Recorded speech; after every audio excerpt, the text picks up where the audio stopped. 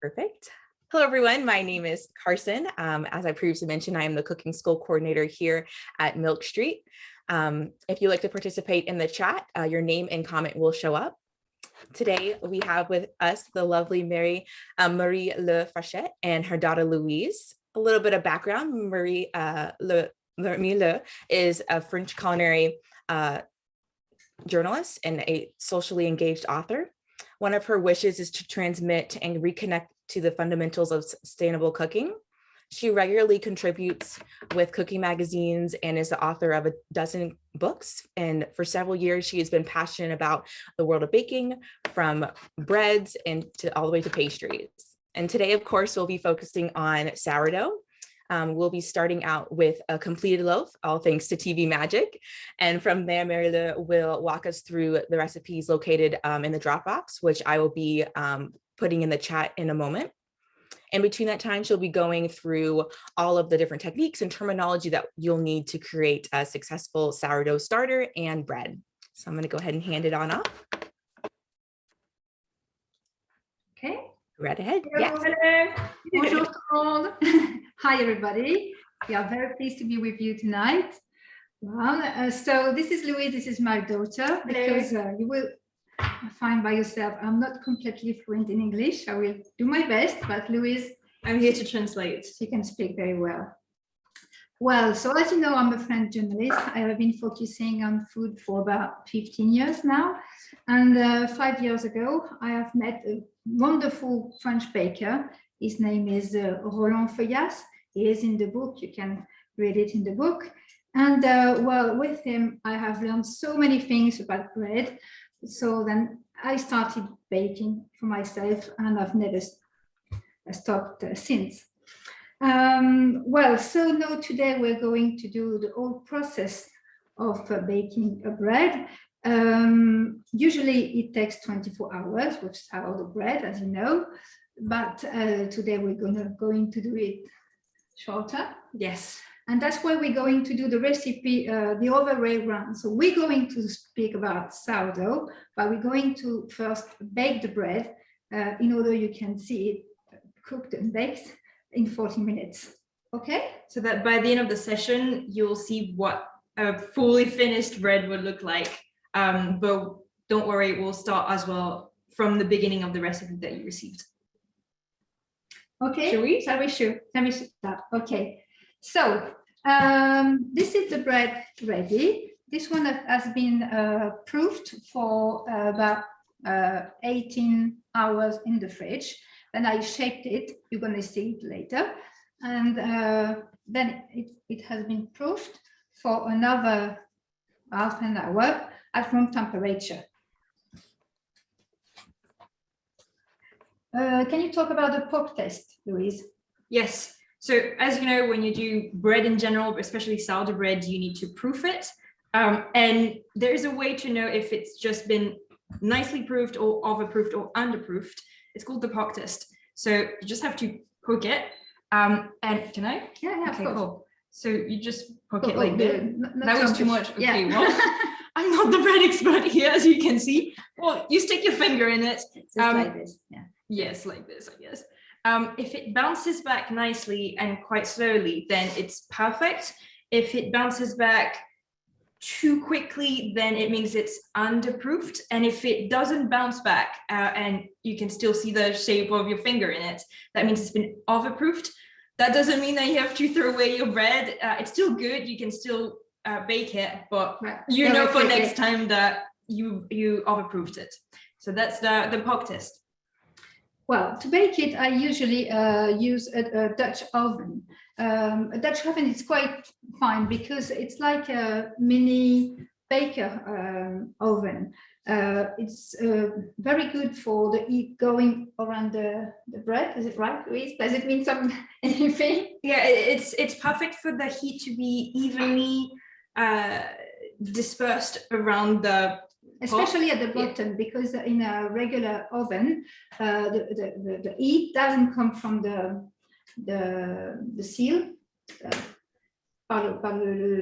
Yeah, so she's saying that usually in regular oven, the heat it doesn't usually come from the bottom of the oven. It would come from, I'm guessing, the top. The fan and the fan and the top. And of course, you want your bread to be evenly baked. So that's why putting it in the French Dutch, or it's kind of like a cast iron, the Dutch oven. Sorry, my bad. The Dutch oven. It's kind of like a cast iron skillet, but with higher edges and a little lid on top. And using this allows the bread to be properly cooked everywhere. And it traps the steam as well. And the steam is very important to bake a bread because it makes the crust more crunchy and more colored. So the Dutch oven is the best. It's the way to go. Yeah, you can also use a sample track or baking stone. I tell you, this one. I have this one, which is really convenient. So the baking stone or the Dutch oven should be preheated first. So mine is in the oven. Can we open the door? Yeah, of course. Okay. Yeah, it's black, so you can't see it. But you'll see so in the you minute. may know the most popular brand of these as Le Creuset. They're quite popular and they're really great to bake bread. But if you have one, make sure that you have one that doesn't have enamel on it, because especially if it's colored, it might get discolored from being put in the oven. And make sure as well that the handle doesn't have any, of course it's kind of obvious, but make sure that the handle doesn't have any plastic on it, because otherwise it will melt. And you can take it off the knob, the handle, yeah, okay. So it has to be preheated. It's the temperature is 260 degrees Celsius, which is 500 degrees Fahrenheit. 500 Fahrenheit, yeah. Yeah. Well, when you bake your bread, you have to do several things, but to do it quite quickly in order that the gluten set doesn't collapse. So it is ready. So we will have to put it in the Dutch oven and we will have to score it. This is very important. To score it, you need a very sharp blade. Sorry. Yes. Don't use a regular knife. You should use either, my mom uses scalpel, but if you have a razor blade, for instance, it's perfect. Because a regular knife will tear off the dough, so it doesn't work. Use a blade. And is that called a lame? Is that what the correct terminology is? L-A-M-E? Is that? That would make sense because that's the French word. Okay, that's the French word for it. Okay, perfect. And I know that sometimes I've seen really cool like decorative designs. Do you ever do that? Or I've always seen really cool designs, and I'm curious to know if that's something that you partake in. I wouldn't recommend beautiful design for beginner. Because as I was saying, you have to be quite quick to put the bread in the oven. So if you are not really familiar with making bread, you will spend a lot of time making a nice design, and the bread will collapse. Yeah. So leave it to Instagram. At first, at the beginning. She definitely has done some beautiful designs, which I think you posted on your Instagram. Maybe, yeah. Just have to scroll down quite a lot. Well, actually, it depends on the flour you use. Some flour are quite strong, so you can do it. But for example, if you use ancient grain flour, the gluten is quite weak. And well, I wouldn't recommend it with that kind of flour. Okay? Great. Shall we do it? Should we go on, or do we have questions? Yeah, we do have a question. Yeah, from Helen. She said that her sourdough is consistently too dense, and does that mean that it's over or under proof? Est-ce que son pain est toujours trop dense? Est-ce que c'est parce que c'est trop levé ou pas assez levé? No. Maybe the sourdough is not strong enough, or maybe there is not enough water in the recipe. That could be 2 points. I have got a cycle of parchment paper, and I put it on the basket like this. Okay. And why did you do this? Is it so that it doesn't dry up? It doesn't stick in the. That makes sense. Yes. I guess this is a very crucial step. Do not forget the parchment paper. Be careful because it's very hot. Tiens, tu peux prendre le panier? Okay. I have a quick tip. Usually you turn the basket into the Baton into the Dutch oven. I do the other way around. I turn the Baton on the lid, which is quite easy.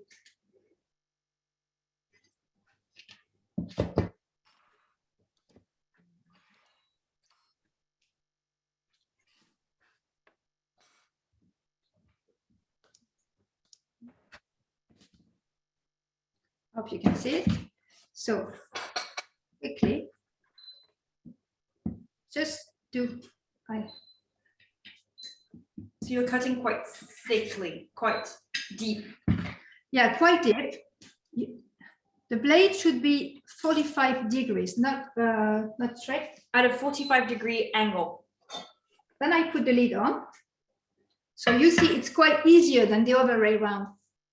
And I put it on the oven. But then there's no parchment paper at the bottom. Is that fine? Yeah. The okay. Yes. See, once again, she is the expert. I am not. No worries. Oh yeah, that's so much easy.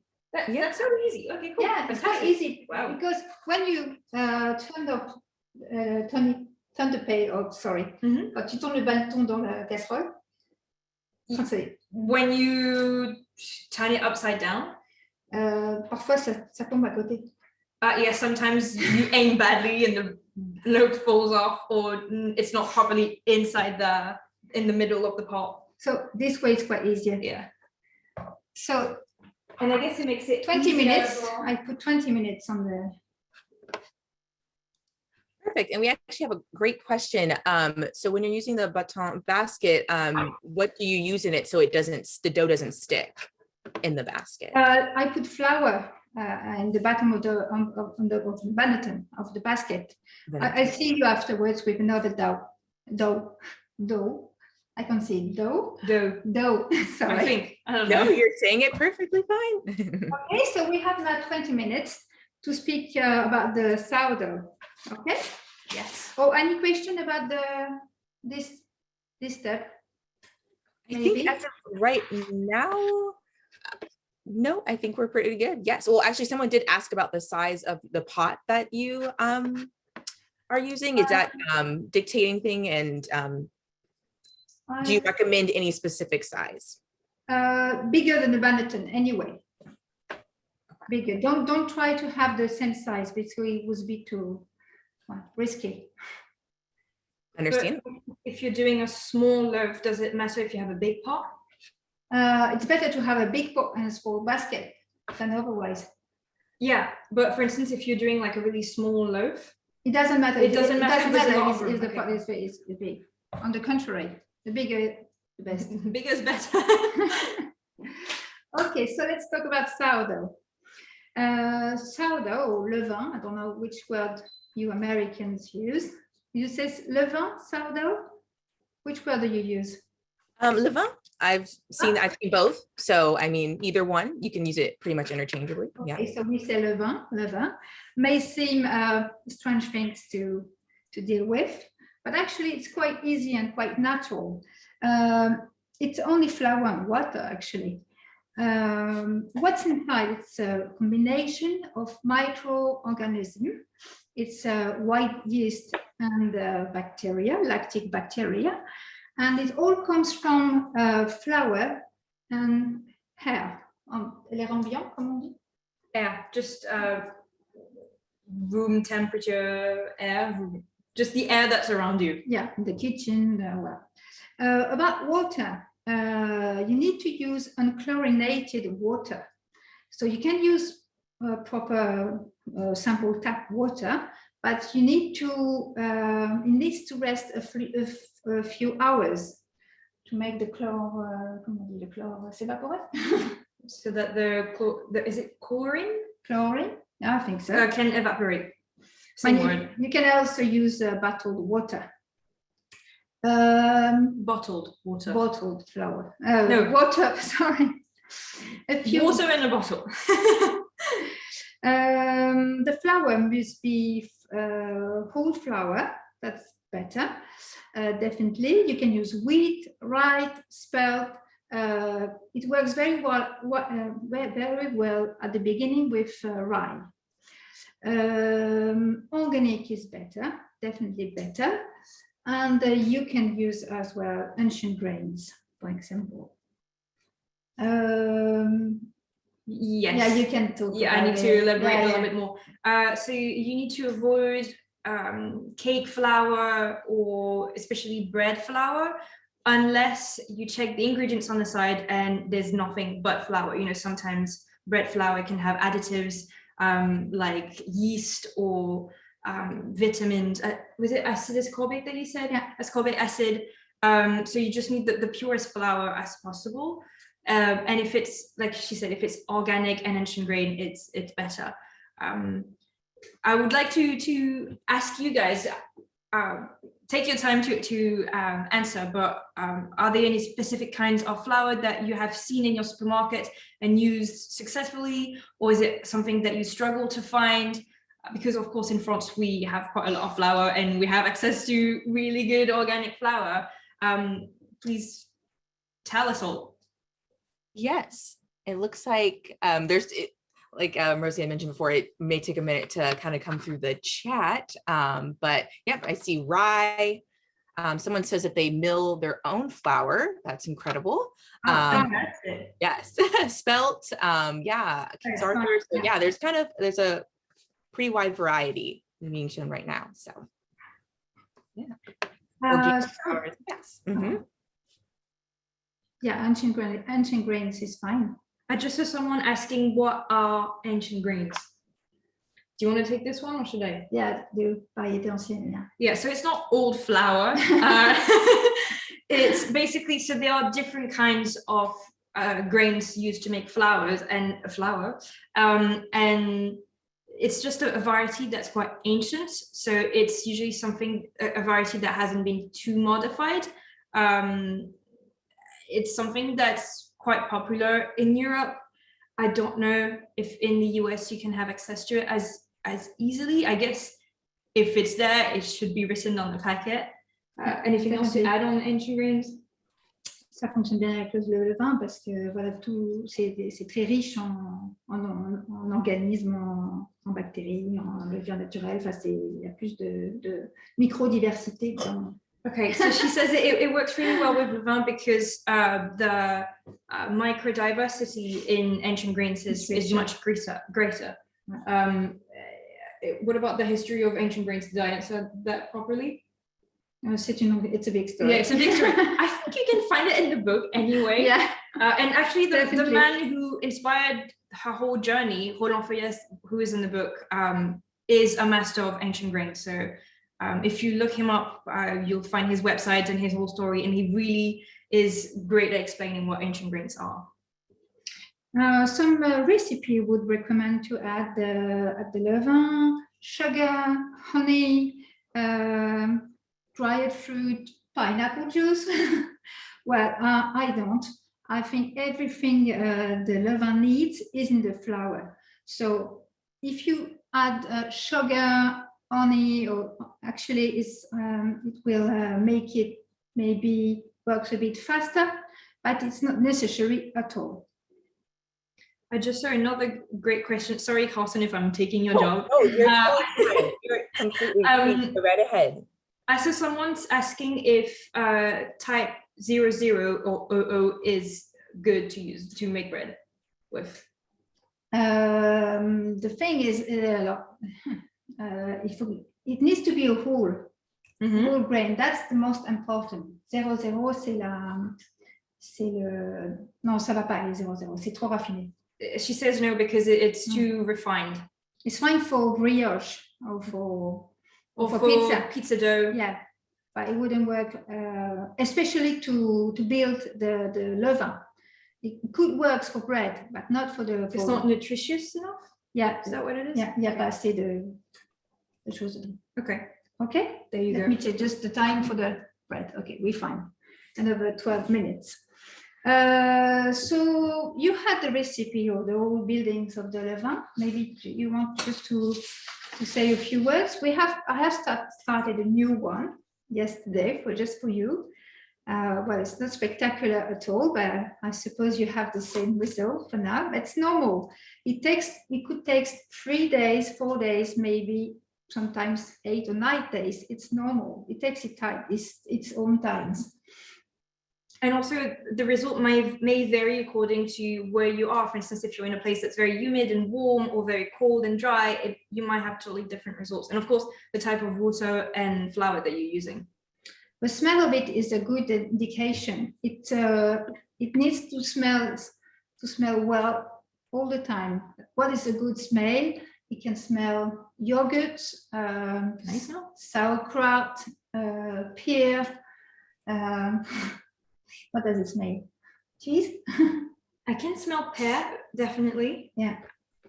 Yeah, But, kind of like unripened pear. Yeah, I would say. but if it doesn't smell good, something went wrong. Ça peut être un manque d'hygiène, tu peux expliquer ça? Si quelque chose n'était pas propre ou... She says it can be due to a hygienic problem, like for instance, if you used a spoon that wasn't properly cleaned, or if the jar that you used wasn't cleaned enough either. Would you recommend using a bit of vinegar to boiling water is enough. Boiling water. Yeah, just wash it with boiling water first. Dry it carefully with clean linen. Clean linen, et then you can start. Et tu expliques un peu le process tous les jours? Okay. I'm going to attempt this. So to feed your levain, you need to do it every 2 to 3 days, I guess, minimum, if you're not doing bread. But if you're baking regularly, you need to basically feed it every time you make a new loaf. My mom was saying earlier, it's kind of like an athlete has to warm up, before they do the sporty thing. You can tell I'm not an athlete myself. It's the same thing for the levain. You have to strengthen it before you start baking. So for this, you have to use the rule of the 1 to 2 ratio. So basically, it sounds daunting, but it's very easy. For instance, if you want to make a loaf of 250 grams, you said? With 500 grams of flour. So yes, with all two. Right. Yeah. So basically, for 50 grams of levain, you need to use 100 grams of water and 100 grams of flour. So for instance, if you have in your jar 100 grams of levain, you take 50 grams of levain in a separate jar, add 100 grams of water. I recommend you mixing the water first, because then it's easier to add the 100 grams of flour. In a clean pot. In a clean pot. The remaining 50 grams of levain that you didn't use, you can either trash it or you can incorporate it into other recipes. For instance, my mom makes waffles, pancakes, crumpets. Yeah. But basically, you'll always have to discard a part of your levain whenever you're feeding it. That's pretty much it. And you start the next time with the remaining of the refreshed levain. Yes. So for instance, if you fed the levain 200 grams of substance, I don't know, you will not use the 250 grams of the levain that you have to make the bread. You'll always have a bit of levain left. You have to keep always a bunch of levain, fresh levain. Yeah. Don't put we have, I don't know if Carson had a computer issue. So this is Rosie. I'm just jumping in for a second. A few questions students were asking about temperature, both of the room that the levain is in and the temperature of the water. And could you clarify what the optimal temperatures are of the air, the room, and the water for feeding the levain? Room temperature should be about, I would say, 21, 23 Celsius. degrees Celsius, which Oh, I'm gonna have to Google this. we're not quite sure, but I would say a normal room temperature. So That's about 73, 74 degrees Fahrenheit. Thank you. Obviously, in summer when it's very hot, it will be faster. And about the water, I would say, comment dit-elle? Lukewarm. Lukewarm. So, for instance, unless you live in a place that has quite extreme temperatures, you know, if you have a bottle of water just laying around, you can use it. Of course, it needs to be one that you haven't drunk in. That makes sense. But yeah, what about if the room is very humid? Does that impact anything? It impacts, but not so much. Okay. I wouldn't it impacts so much. But well, comment t'as dit-elle? Lukewarm. Lukewarm. Yeah. Yeah, that's fine. And then Not earlier hot, not hot. yeah, right. You'll kill off that bacteria. Yeah, of course. Earlier, we had a few students who asked, why is it so important to use whole grain flour and not refined white flour? Why are you so passionate about that in making your levain? Because all the nutriments are in the envelope of the grain. Sure, So, the endosperm, right, yep. yeah, that's why you use whole flour. If you use a white flour, there is no envelope. It's only the amidon. So you can't build a levain with it. Amidon is starch. No starch, I'm sorry. I don't think you can use amidon in English, but maybe you can. No, I don't know. I'm Yeah, sorry. starch. It's the starch. It's the little white powder. Yeah. That's perfect, thank you. That's clear. Do we have any other questions before we move on? We can take a few, okay? We do, Carson, when you're ready, just interrupt me. I think I'm good, but feel free to ask that last question. Okay. Yeah. So one of our students says that normally when they refresh their levain, they do a 1-to-1 refresh. So 100 grams of levain, and then they feed that 100 grams with 50 water, 50 flour. They say you call for, I guess the question is, does the proportion matter? No, well, not so much, but it's another method. It works as well.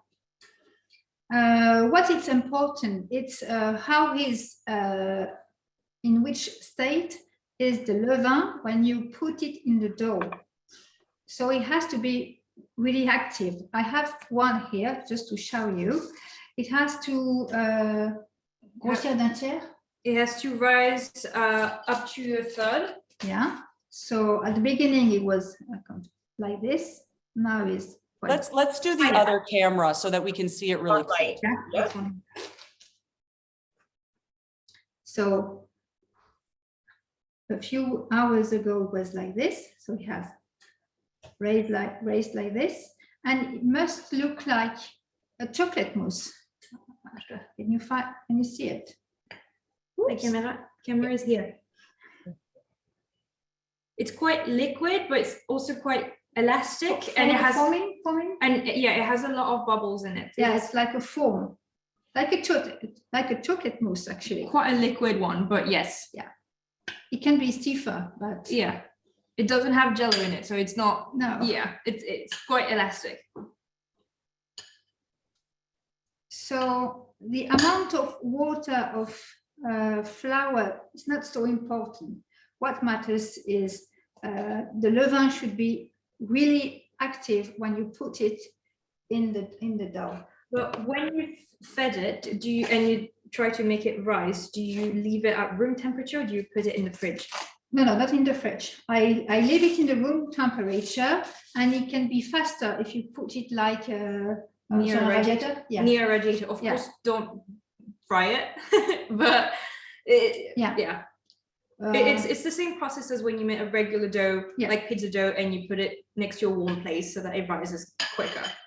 And it will take about 4 or 5 hours altogether to rise and be au point. So, for instance, you often say that it doesn't take a lot of time to make bread, but it takes a lot of time to, like, it doesn't take a lot of time to actually do the dough, but for the bread to be made, it takes at least 24 hours. So for instance, could you say if you were to start making bread at a certain hour, of what time they could bake it? Could you give us like a typical day time schedule?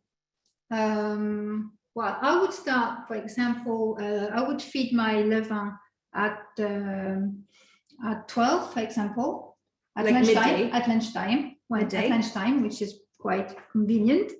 At around 4 o'clock in the afternoon, I would knead my dough. So by 4 p.m. the starter should be ready. Yeah.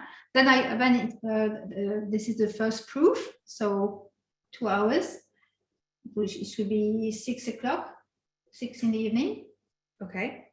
Then I put it in the fridge for about 12. So you once the dough has risen once, Yeah. you put it in the fridge then. Yeah. Okay. Is there a reason why it needs this change of temperature?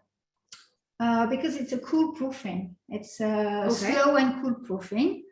And then after between 12 and 18, Between 12 and 18 hours, sorry, in the fridge. Okay, can you say this in... Après 12 entre 12 et 18 heures de proofing in the fridge. Là, So it would take 2 days to make the bread? Non, 1. Je vais le cuire vers 10 heures le lendemain, midi.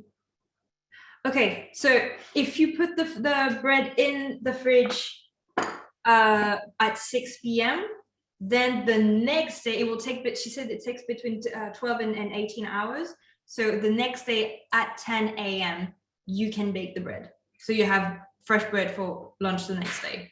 So it doesn't take so much time to prepare it yourself. You won't actually be kneading for hours and days, but you need to anticipate and prepare ahead. If, for instance, if you have guests or if you want to make bread ahead of time, you have to calculate at what time you're feeding your starter, at what time you put it in the fridge, etc., etc. Et le 12 ou 18 heures, ça dépend du proofing, mais ça s'adapte aussi à ton emploi du temps et c'est ça qui est bien. Ça, je m'occupe de ça. Okay.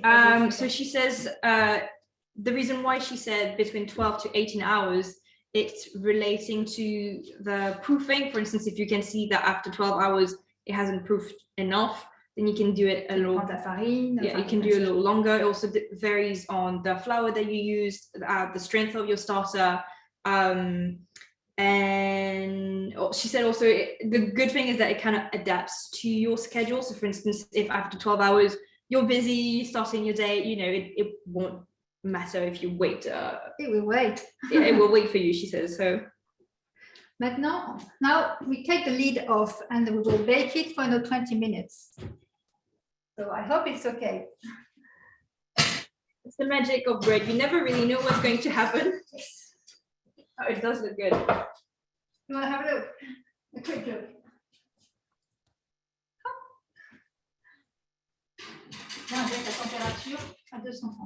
And then you just took the lid off. What is the purpose of taking the lid off?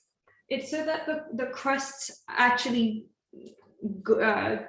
gain some color, because otherwise it will only bake. You won't have quite a thick crust,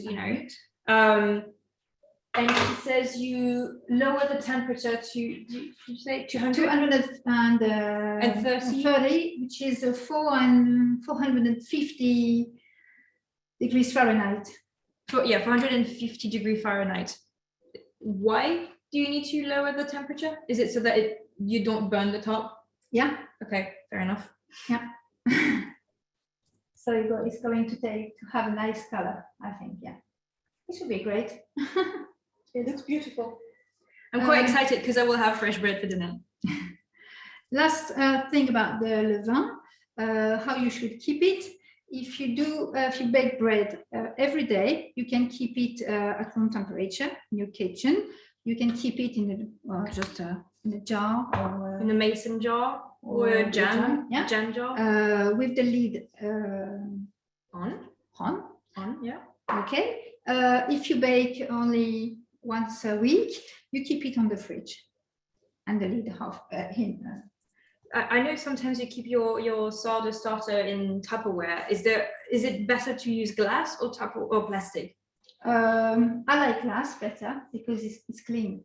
Mm-hmm. It's better, but plastic is all right. As long as it's airtight. Yeah. But just one point, when you refresh le vin, il faut le fermer hermétiquement. When you refresh your sourdough starter, you need to cover it, but it shouldn't be airtight. So a clean apron? Not an apron, that's an apron. Oh, sorry. Just a clean linen, dish towel, whatever. Or plastic film? Cling film. Yeah. You can take cling film and just like stab it with a fork. Yeah. Okay. On est bien pour le temps? How are we doing time-wise? We are doing great. Fantastic. Fine, Should we fine. take questions or do you need to do something? I'm fine. Okay. How are Any you? questions? Let's see. There There was a few questions about the lid, which was kind of answered already. Let's see. I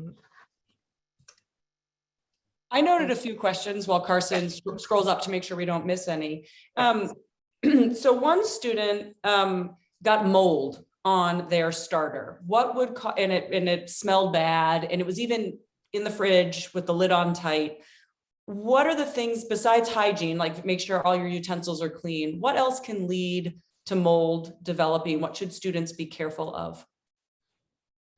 I'm going to try to do it in French. Okay. Vraiment bien laver tous les ingrédients, la cuillère, le pot, ça c'est primordial. She says it's absolutely vital that all the utensils are super clean, but is it just a hygiene problem? Can it be something else? It can't come from the water nor the flour. Okay. So mainly it's what if, for instance, I don't know science, but what if, for instance, your fridge has like food bacteria, or like it smells like food? Yeah, it can be if the lid is not well. That could lead to controlled, mold. yeah. Okay. Great, thank you. We also had a few students asking about density of their, not the levain, but their bread. When they use 100% whole wheat flour to make their bread, sometimes their bread is dense, not beautifully risen like yours in the oven is. Is it possible to make a whole wheat bread that is as beautiful as the bread in your oven? If it's whole flour, it will be quite firm. Right. So you can use for lighter bread. You can mix whole flour and Regular flour. Regular flour, yeah. And then, thank you. That's my experience as well. It's hard. And then why do you bring the levain, if you're storing it in the fridge, why is it important to bring it to room temperature before you start using it? Because the fermentation works better at 23 degrees Celsius. It starts at this temperature, so it needs to be quite warm. And when the temperature is under 10 degrees Celsius, I don't know about Fahrenheit, I'm sorry, ça s'arrête, it stops. It's Great. not dying, it's not bad, it's like It reached its potential. It's asleep. Like It's sleeping. Yeah. Okay. The yeast are sleeping. This is alive. It's like a pet. It's your bread Yeah. pet. It's like a Tamagotchi. That's so true. That's so true. Okay, it's hibernate. Sally's right. It's hibernating. You need to bring it back to life. The fermentation needs to be kickstarted. Carson, if you're ready, I'll go back to mute mode and let you take over. Just let me know when you're ready. Problem. And I apologize for the technical difficulties there. But thank you so much, Rosie. Yes, I can take back over. Great. And I think Tracy's question, Carson, is a really good one, from starting a starter from the very beginning. Yes. Let me see if I don't know why. It's not bleached. Sure. I know you're having trouble. Let me just jump in. Carson, don't worry about it. So Tracy wants to know, what do you do when you're out of town for a while? When you leave your pet home alone and you're out of town, what do you do? You get your daughter to feed it. I've never done it. I can't say that. Sometimes you can have levain, which is not molded or rot. Tu sais qu'il n'est pas pourri, but it's just hungry. That's when you get some water on the top. Kind of like yogurt. Sometimes you have like a little juice on top. Juice on the top, and it smells like vinegar. It's not. It didn't go bad. It's just hungry. Yeah, it is hungry, like a pet actually. So you have to feed it to make it better. How long can you go without feeding it? I would say a week. Yeah. I have to say she has gone on a holiday before with her Tupperware of levain. So if it fits in the car, just take it. It's fine. Well, when you make bread on holiday. When it is very strong, you can leave it for a fortnight, for 2 weeks. But wow, it's not going with for him. I guess it's better to get someone to babysit your levain. You give them a little bit in a jar and they can take care of it, and then when you come back you get some of theirs, I guess. I saw before someone talking about bleached flour, so I guess you should definitely avoid bleached flour. Was there any other question relating to flour? I saw some things pop up. There was another one. So someone said, if you know that you'll be making a bread that has a mixture of flours, whole wheat, maybe, and spelt and rye, would you ever feed your starter with that mixture right before you made the dough? Or do you stick to the same flour all the time for your starter? Yeah, you stick to the same flour. That's better. Great. Then that's more reliable, right? You know how, once you get to know your starter, you know how strong it is, right? Yeah. And I'm guessing that the flour that you feed your starter with will affect the taste of the bread, won't it? But not too much. Well, it can. If you have, for example, a rice starter and you use wheat to make bread, it will have a stronger taste. Yeah, of course. Yeah. We have a student who keeps 2 different starters. Sally just said this. One is she uses straight white flour, and one has whole wheat, so she can have different flavor breads, which one she wants. And I think maybe that's what you're saying. Whichever starter you have, keep it the same, but maybe you can have 4 starters going, and one's rye and one's whole wheat and one's einkorn. Yeah, it'd be really fun. Collect them like Pokemon. Right, exactly. Yeah, my nephew would be obsessed. All he wants for Christmas is Pokemon. Levain instead. If you don't bake so much, just have one levain. It's enough, and you can use it with spelt, with rye, with wheat. Well, it's okay. But if you bake a lot, you can have as many levain as you want. Yeah. And we have a class coming up later for everyone who's curious what to do with your leftover levain. We have a class on sweet things, baking with sourdough. So you don't have to waste food. Now I wanted to talk about kneading, because it's quite important. It's not only mixing all ingredients together, it helps the gluten network to set. So you can knead with by hand. It's okay. It's quite natural. Some people love it. It's not a matter of strength. It's really a matter of sensibility. You feel the dough, and I will just show you just now how to do it. Or you can use a stand mixer. I would recommend this kind of hook, if you can have it, the spiral hook. That's right. En français, in French, we call it the pigtail. The pigtail. Okay, but you can have it on all stand mixer. So the basic hook is okay.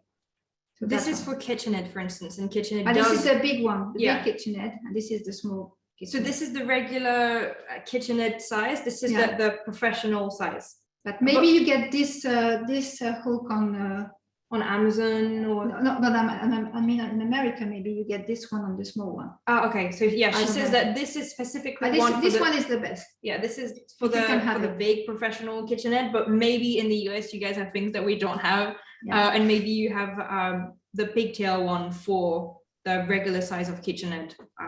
But also, I guess No, we have the pigtail. We love the pigtail. We have it. It works. you. Send me one, please. I would love to. I'd love one too. So I think you have the recipe of this bread.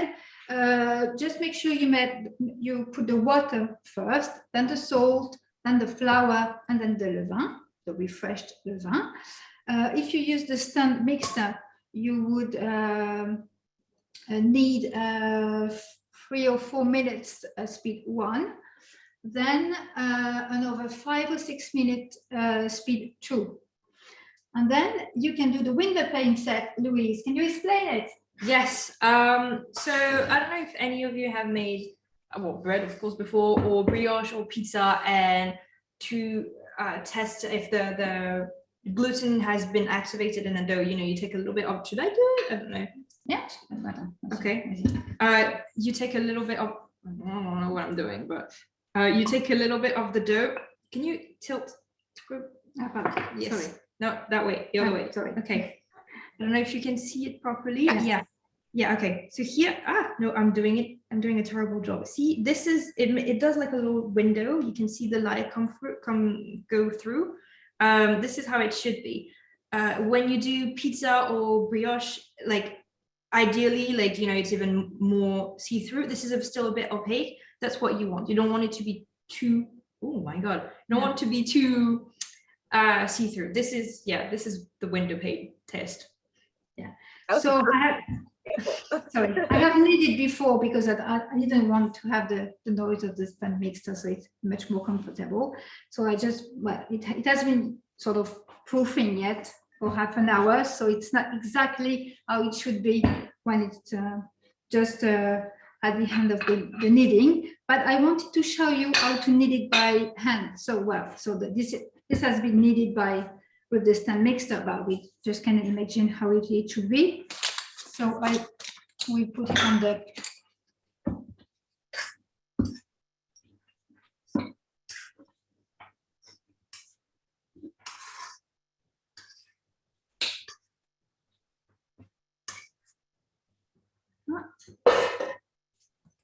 Did you show the tool that you're using for this? I don't know. So this is kind of like a spatula, but only the head. And why is it useful that it doesn't have a handle? Pourquoi c'est pratique? Il y a pas de. Ça casse pas? Tu casses pas le manche? Yeah, she says that way you don't break the handle. But could you use something like this, for instance? It's not so easy. Yeah, and if you can actually tilt your camera down just a little bit so we can see more of the dough, the one that we're spotlighting. So not your laptop camera, but I'm spotlighting that other camera to the side, just because it's a little bit of a better angle. If you can potentially, I don't know if that's possible. If not, that's perfectly fine. Awesome. Thank you so much.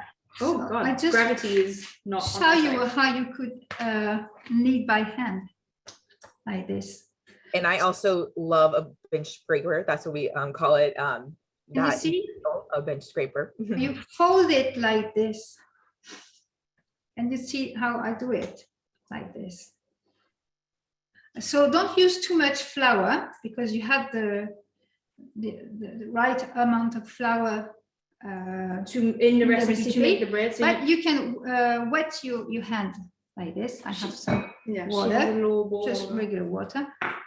So you wet your hand and you would soulever, raise the dough, and you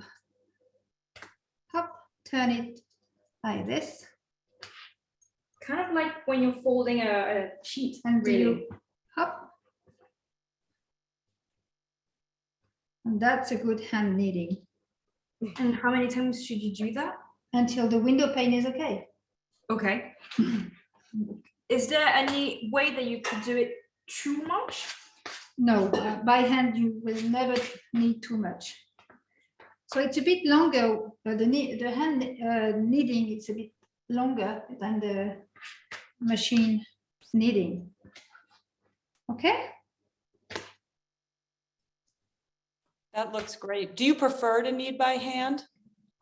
Usually I quite mix the ingredient with the stand mixer, and I finish it with, I finish the kneading by hand. I like the feeling of the dough. So do I. I'm a bread baker and I love kneading by hand. Do you know what hydration that dough is off the top of your head? This one is 70%. 70%. Of water. 70, great.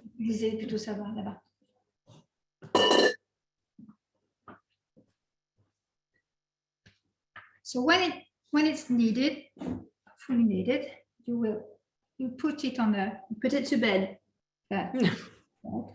Do you ever oil or butter the? No. Okay, great. Tiens, attends, j'en ai encore un petit peu là. And same thing, I'm guessing this has to be super clean. Yeah. Ok. Et on met le bouchon. Je sais pas où il est. And you cover it. Pour l'instant, tu peux mettre un torchon. Peut-être il y a un torchon là en dessous. Do you want to cover it just lightly or tightly? Oh, you're using the kitchen. No. Just for now, but I have a. J'ai le chapeau, je vais chercher. She says she has the lid, but she is going I to have to find wash it. my hand first. Yeah. Making can get quite messy. I feel like, when you have very bready finger, sometimes it's easier when it's still wet dough to rub your fingers with flour instead of washing them straight. But when you have dry dough on your fingers, how do you get rid of it, Mom? Quand t'as quoi Quand t'as de la pâte comme ça, t'as une technique pour l'enlever rapidement? Just take some flour. Même quand c'est sec? Oui. Yeah, she says even when it's dry, sometimes with flour, it gets off quicker. But also if you're a bread baker, just get used to always having flour and dough on. I think it's a sign of your profession if you're covered in flour. Now it's the first proofing for this one. So you leave it at room temperature for about 2 hours. And every half hour, you will fold it. It makes the gluten network stronger. Mm-hmm. And so to fold it, it's quite the same geste. Yeah, the same move, the same that I did when I was kneading. So you water your hand, and you will just fold it. You can do it like I did when I was kneaded. Mm-hmm. Like this. You do it twice like this. That's it. Then that's it, and then you perfect. And every half an hour, so 4 times during the 2 hours. Twice. And it depends of the dough. If it's fully proofed, well, you do it just twice, and then it go on to the fridge. And what are you looking for to know it's fully proofed? If you need to give it more time. The window pane. The window again. Pane.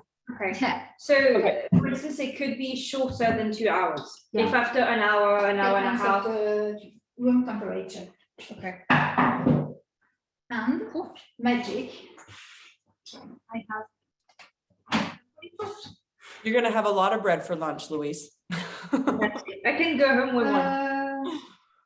Are we ready? So I think it's time for.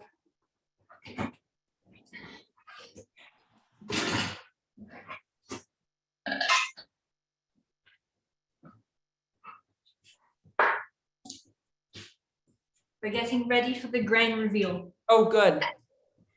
While Louise, maybe you can answer this while your mom gets this bread out of the oven. Does she ever use an enameled cast iron, or is it always unfinished like that one is? You know how Le Creuset is enameled? Do you know if she always uses, I need to get out of the way. She always uses an unfinished one. It works as well. It's just it's going to damage the color. Right. And I mean, Le Creuset ones are quite expensive and beautiful, so it would be a shame, to ruin the color. Yeah. Yep. I feel the same way. I use unfinished ones myself. That is a beautiful loaf of bread. Voilà. That's my favorite Et part. voilà. Oh, gorgeous. Maintenant, we have to let it cool. Is it doing that crackling? Is it sort of singing and crackling like I feel like great bread does? Not sure you can hear it. Yeah, we can hear, I wish we could hear it. I love it when it comes straight out of the oven because it really has this golden color. After this, it kind of gets a little dimmer. But right now it's just, it's beautiful and it smells amazing. I wish you guys could smell it. Nice. Yeah. They will, they'll all make it. They'll get their starters going and they'll make a loaf and they'll tag you on Instagram and let you know how beautiful their bread is. Yes, please do. We still have to see the shipping. Yeah, let's do it. We have time. We have time. How many doughs have you prepared? Many. Oh my goodness. So 12 hours later. So for instance, if you started it at midday, this would be what it would look like at 10 a.m., right? Yeah. Okay. I don't know if you can see the bubble inside. Show that way. Oh, yep. Yes, totally. So we see the fermentation. This one is quite different because there is rye in it. The other one is only wheat, and this one is rye and wheat. So it's darker and a bit more firm. But it has some beautiful bubbles on top as well. I don't know if you can see here. It's beautiful. Okay, so let's shape it. So I put some flour in it, in the basket, in the Baton. Can you show? Yes. Yes. Okay.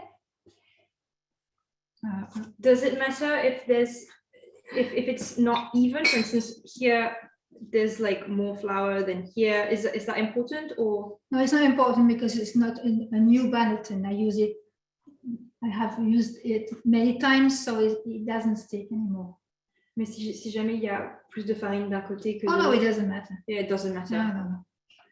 Non. Tu tiens, parce que j'ai pas beaucoup de place. Pour le détacher, To get it out of the box, you just put some flour in each corner.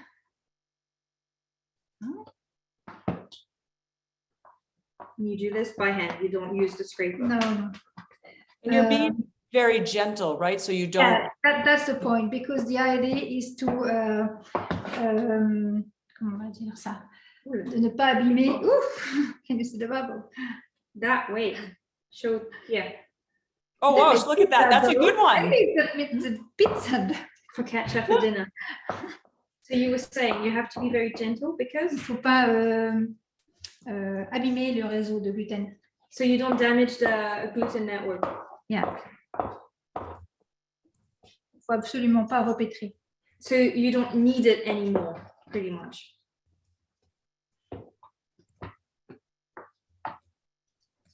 Okay, and just let it.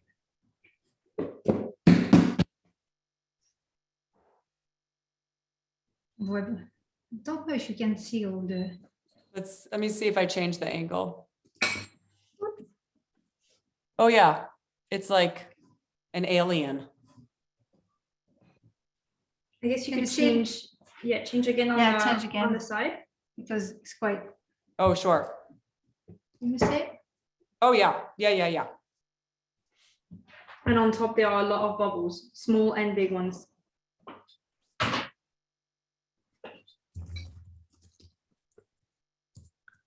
Can you see the net? Yes, I mean, I can. It's beautiful. Yes, we can. It's That's really quite aware. very clear. Okay. So we are going to be very gentle. Just a few flour in my hands. And just fold it like this.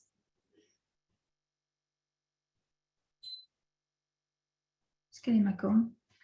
But look how beautiful and not sticky it is. It's just a gorgeous dough. I mean, I make a lot of bread. That is a beautiful bread dough. Just take all the edges. And then this.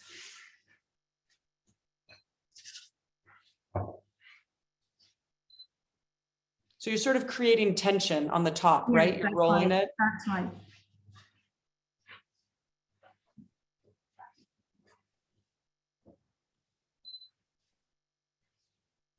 So don't press on it. Right. Just be gentle. Like if you were cuddle it, that's the word? Yeah, yeah, Cuddling it. It really is a pet. yeah, right.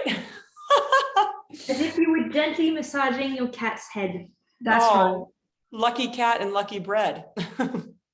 I think that's why my cats, well, our cats love my mom more than any of us. Kneading, you know, so when she needs their belly, they absolutely love it. Now there is two options. Or you put the seam up, and when you will turn the baguette, Turn it over. Yeah, you will have this proper surface. That's right. Or you put the seal at the bottom, and so you will not have to score the bread. Right. The bread will open by himself. So for instance, right now the seam is at the bottom. Yeah, so I can put it like this. And it will open by himself in the oven. Or that's what I'm going to do. Like this. Like this. So that way you'll get the seam is on the top. So when you'll get the beautiful pattern. Yep.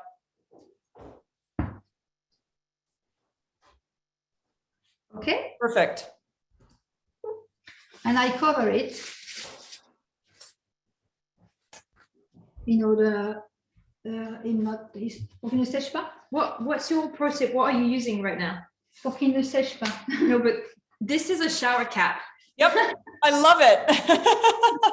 She really has the best tips. Perfectly, to be honest. Yeah. And now we are back at the beginning. So now just half an hour in the oven. Okay. That is wonderful. And now I know how to make bread. Now you know how to make bread. Nice. So we had a question about. Sorry, what did you say? Oh, it's fine. It's fine. We had a question about if you don't have a Dutch oven, but you have a baking stone, would you create steam? Would you either spray the bread or throw ice cubes in? How would you create that steamy atmosphere? Alors, comment on dit la lèche frite? I don't know that word, but basically you would need a second baking tray that you put at the bottom with risen edges, something like this. I use a baking tray. I use it only for that. That's why it's so. This one has suffered. Yeah, because of the steam.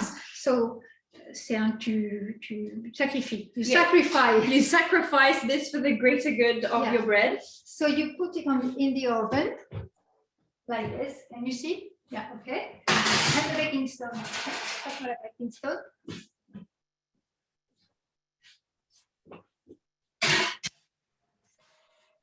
So both need to be preheated. Okay. And then when you, where is my bread?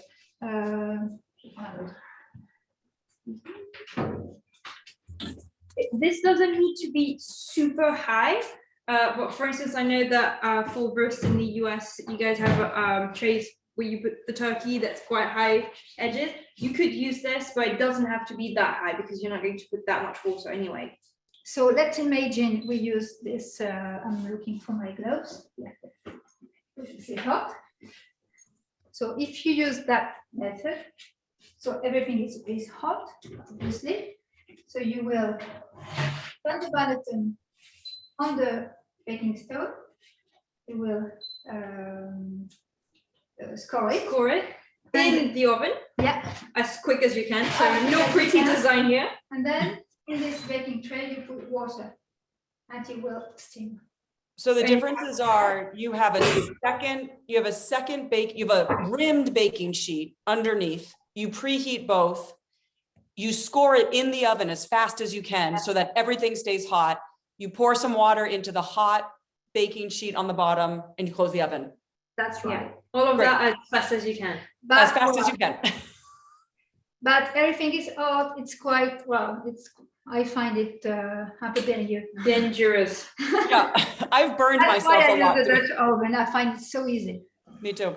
And all right, so then on the other side, if you have a Dutch oven, but you don't have the bread basket, how would you shape the bread if you don't have a basket? Just in a bowl, in a Right. salad bowl. You can use a salad bowl and you can put, je sais pas comment c'est ça. Linen, Yeah, you can. or dish towel. Could you use a plastic bowl? It will stick. It will So stick. better porcelain Yeah. and glass. Porcelain glass, and you can just put a clean linen. Mhm. Like well, this is a. It's a pretty one, but It's a pretty one, but well, let's imagine like this. You put a linen in it and flour. You flour it. Like Perfect. this. So you don't have to have a lot of special equipment. You can No, make not at bread all. with flour, air, water, and an oven. Yeah. But it's nice to have, I mean, I like having the lidded Dutch oven and the bread baskets. I just love it. I love how pretty they are. I mean, I love the flower pattern on them, but you don't need them. And I think that's lovely. Any questions? Let's see. Oh, okay. Now what if you don't have a Dutch oven or a baking stone? Anna wants to know, so she's starting very basic. Would you preheat 2 baking sheets in the oven and use a glass salad bowl? There's a baking sheet, yeah. Right. But don't forget to use the parchment paper anytime. Right. And if you came late in, go ahead. I'm sorry, Louise, what'd you say? I was asking, if you're using a baking stone, do you still need to put the parchment paper under the bread, or is it just when you're using regular tray? It depends on your baking stone. Right. Right. So if you're using a really bad first price baking stone, I guess Yeah. maybe it's preferable. Certains sont anti-adhésifs, d'autres pas. Sometimes some of them are non-stick, others aren't. Right. Do you have a stone that you really recommend? Not one you can find in America, I'm afraid. Or do you prefer metal or terracotta, or what's your? I would use Material. terracotta. Okay. But I've heard metal it works, so but I Yeah, they haven't. get the cast iron ones get very, very hot. Yeah. Let's see what other questions we have. So we have a few, this has come up a few times. Nancy just asked, but a few people asked way earlier in class when we were talking about making the levain. You prefer just flour and water. Have you ever done anything like malt powder or sugar? Do you have any tips for that? Or what do you say to that? Sorry, I didn't get it. Si on rajoute du sucre dedans, c'est ça? I didn't get malt flour. Yeah, what's malt flour? It's another starch and sugar. So I guess, I'm sorry, Nancy puts it in her bread for browning color, but other people put it in their, I've never put it in my starter. I've never made a starter with anything but flour and water myself. But I'm just going to say this is not the class for that, because I think Marie-Laure and I are sort of in the just flour and water camp, and that's what we can speak to. I'm curious, what types of breads, you make so much bread, what kind of bread are you really excited about right now? Are you exploring any new flours or recipes or equipment? What's getting you excited in the kitchen right now? Well, I think I keep doing this one. I mean, it's so every time I'm so happy to make this kind of bread. So the sample, the better, I would say. I guess you experiment with what you put on top of the bread. You have a lot of exotic jams, and that's right. And I make. What you put on the bread, that's good. And I'm quite fond of brioche as well. So no, I'm going to brioche now. Do you do sourdough brioche or do you use yeast? I use yeast because well, the taste of sourdough brioche is quite different. It's a bit sour, so you have to get used to it. But I do, comment on appelle ça, le truc italien, le panettone. Panettone, yeah. Sure. The panettone, I do it with sourdough. All right, let me just see if what other questions are coming up right now. I think we've answered the vast majority of them. I'm sure I've missed one or two as they were scrolling by, but I think, well, let's see, one just came in. Oh, would you have, I've never done this. I'm curious. I would love to know if you have. Do you ever spray water on the inside of your Dutch oven to create even more steam? I don't. I've seen people putting an ice cube in it. Yeah. And the Dutch oven is big, well, quite bigger than the basket. You can put an ice cube and it makes so much steam. But I haven't tried it.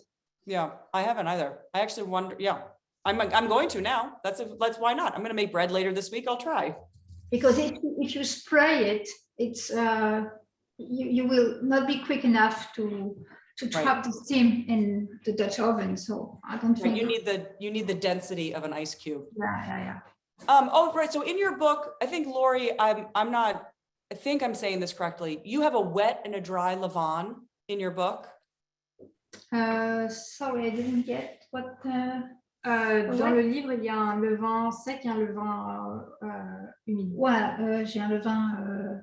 One is with plus liquide et un plus dur. C'est ça? She says that. Do you mean there's one that's more liquid and one that's still firm? Yes. Yeah. I would say it's a matter of taste. It doesn't really impact the bread. When it's stiffer, it keeps better. At my experience, but some people prefer to have it more liquid. The thing is, if the levain is more liquid, you will have to adjust the amount of water in the dough, obviously. Right, and that's probably for everyone at home. You may have to do that anyways, because all of this is so dependent on the humidity outside in your kitchen, the type of flour you're using and how much water it absorbs, your altitude, all of those things are going to affect it. So much of bread making is practice. It's a game of trial and error. Mostly error. Right, and it all tastes good. It's not a science, it's really experience. The more you make bread, the more you know if you need more water or more flour. Well, and I guess it's a personal experience. Yeah, that's right. I guess it also even varies to your taste. You know, if you like your bread to be more airy or more dense, you know, it's to each their own. Right. I know. Like I lived in San Francisco for a while, and I got very popular to make very, very, very dark crust breads, and they're delicious, but they're actually not my favorite. I prefer something a little less crunchy on the outside, but so we all develop our own patterns. We got one more, we have time for one more question. So it's about the steam method when you're using the tray, when you do not have a Dutch oven. When you bake with a Dutch oven, you take the top off after 20 minutes. When you have the water in the tray, do you remove it after 20 minutes? No, it will all go on steam, so you don't need to take it off. Great, Peter, that should get you set. And then, is it too early to cut open your loaf of bread so we can see the inside? Just, I do have a follow-up question. So when you're using the breadstone, do you still need to do the drop-in temperature? Yeah, the drop down. Yeah. Yes. Yes. Yeah. Of course. Yeah. Just to make sure. No, that's a really good follow-up question. I know it's very warm. I know. Just for the noise. It's all right. Oh yeah, that looks pretty good. I think you did a great job. That looks like perfect bread. Thank you. Normally, how long do you wait before you let your daughter eat bread? We have to wait at least an hour, at least. And it's so horrible, you know, when you come home and you see this beautiful loaf and you're like, I'm going to help myself. And my mom is like, I know. I have the same debate with my husband. When I'm nice to him, I let him have bread right out of the oven, but then it does ruin the loaf for the rest of us. Okay, I think we'll stop now. There are plenty of questions. I know we could keep talking sourdough and bread baking. We could keep going for days, but we've gotten a great start. You've given us wonderful information. I hope all the students feel ready to start making sourdough. And please remind me, what is your Instagram handle? And we'll put it in the chat. If you make bread, everyone, you should tag us and tag Marie-Laure. So what are you on Instagram? MLFRECHET.